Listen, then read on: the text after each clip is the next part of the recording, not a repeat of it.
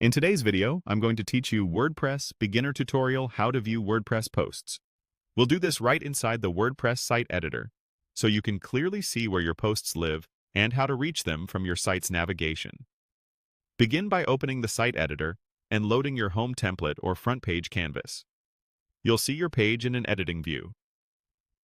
Move your mouse to the top of the layout and click the highlighted area that spans the top of the page. That selects the header region. If a small label appears that says Header, click it to focus on your header template part. Inside the header, click the highlighted section that contains your site navigation. Keep clicking the highlighted elements to drill down until a single menu item is selected.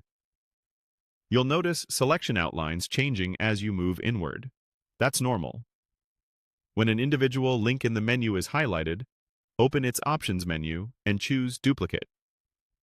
Duplicating a link gives you a second menu item you can later point to your blog or posts archive. And it's a quick way to surface a clear path to your posts from the front end. After the duplicate appears, click the newly highlighted item to confirm it's selected.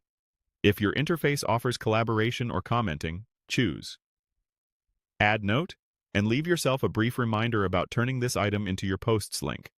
Click the highlighted item again and use Add Note once more to mark the second instance so you won't miss it during cleanup. Next, look to the top right of the editor. Click the highlighted Save indicator to review what's about to change.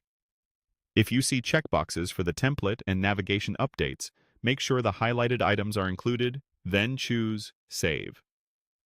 Saving applies your header and menu changes to the live template. When the save completes, click Launch to open the public view. On the launched view, use your header menu to navigate to the item that leads to your posts.